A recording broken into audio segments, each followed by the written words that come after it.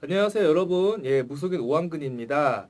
신을 만나면 당신도 부자가 된다. 금전운이 좋아지는 방법. 서울 점집, 용한 점집, 유명한 점집. 오한근의 운명 이야기. 오늘 강의 시작합니다.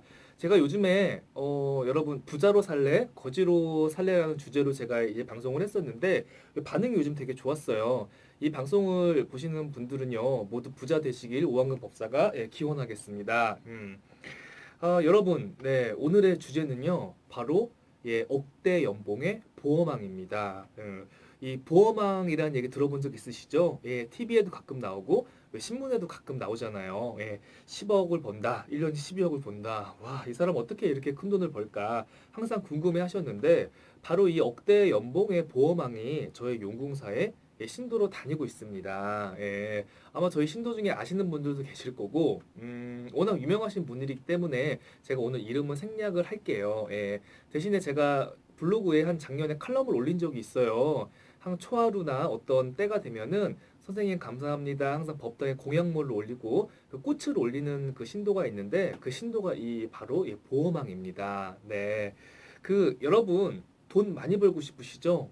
막 돈 때문에 너무 고민이잖아요. 어떻게 하면 부자 될 수 있을까? 어떻게 하면 집 살까? 어떻게 하면 빌딩 살까? 이런 고민이 되게 많은데 이 경기가 없어서 그래. 뭐 불황이라 그래. 이렇게 얘기하는데 경기가 없어도요. 여러분 돈 벌 사람들은 사실은 다 봅니다.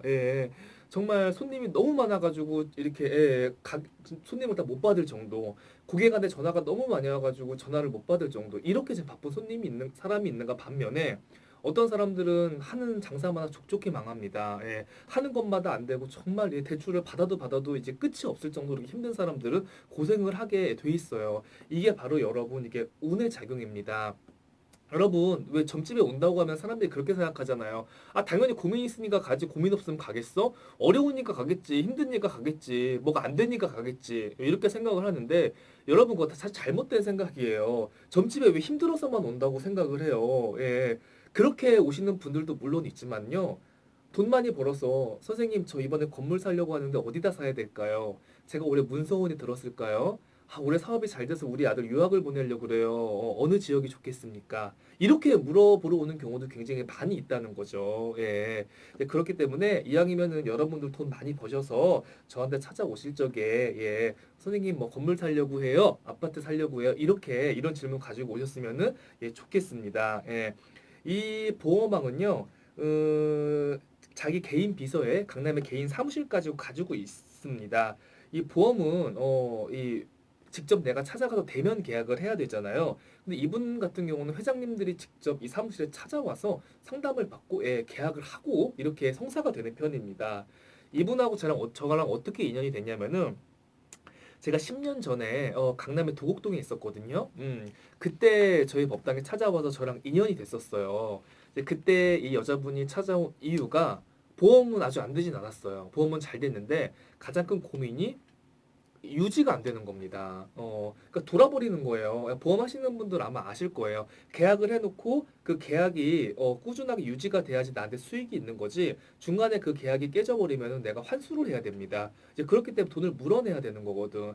자꾸 이런 일이 생기니까 일에 대한 실망감이 자꾸 생기고 회의감이 자꾸 들기 시작하는 거예요. 그러니까 당연히 힘들 수밖에 없죠. 이 여자분도 이 집안의 가장이었는데 그래서 내가 사주를 보니까 사주의 기토 축토 그러니까 비견 겁재 일주에 사주 토양에 물만 가득한 사주입니다. 그러니까 이 물이 어느 정도 있어야 되는데 물이 너무 많잖아요, 여러분. 그럼 흙이 잠깁니다. 이런 사주들은요, 100% 집안에 어떤 산소 바람이라든가 어떤 산소 자리가 좋지 못합니다. 조상님 산소에 물이 차는 경우가 있어요.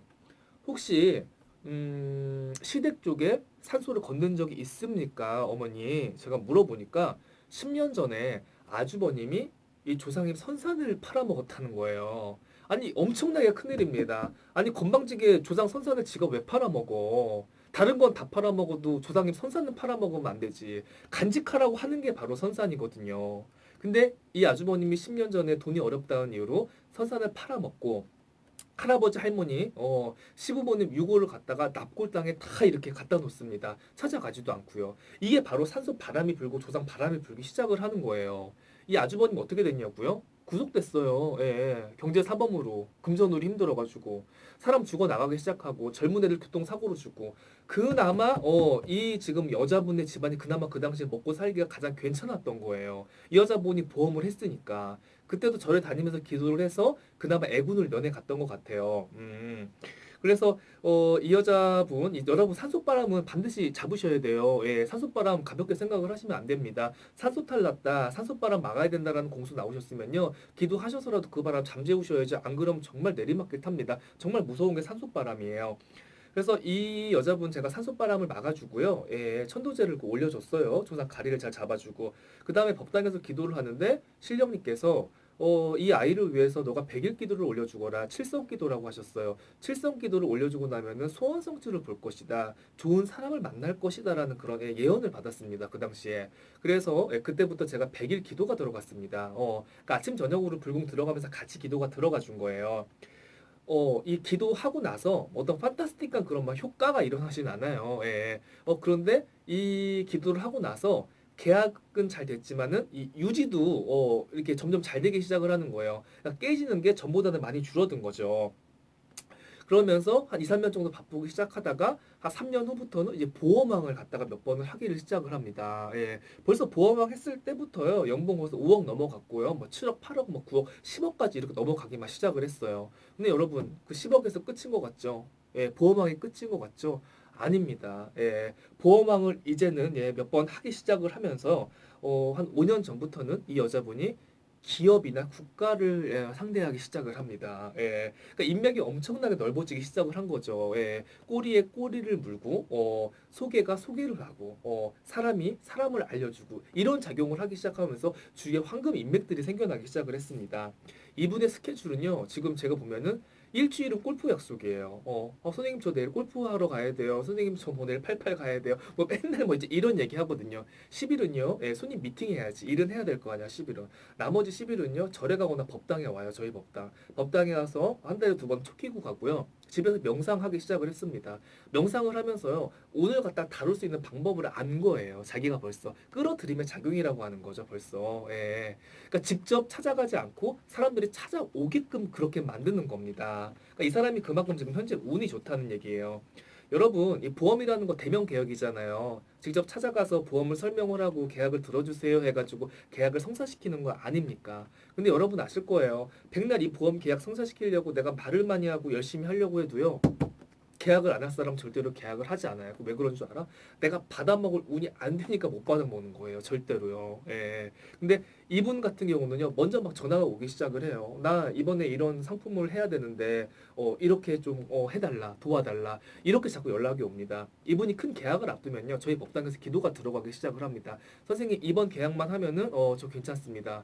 1년에 계약 10개 안 해요. 1년에 계약 2건, 3건 해가지고 엄청난 수입을 올리는 지금 그런 1인 기업가가 된 거예요, 여러분. 네. 아마 이 얘기 제가 들으면서 공감하시는 분들 많을 거예요. 제가 이 얘기를 왜 하냐면요, 여러분. 이 보험 영업이라는 건 부끄러운 게 아니에요. 가장 멋있는 직업이에요. 보험 영업 말고도요, 어떤 영업이든지 물건을 파는 거 사실은 자존심이 상하고 되게 많이 힘든 일인 거 제가 충분히 아는데요. 어쨌든, 네.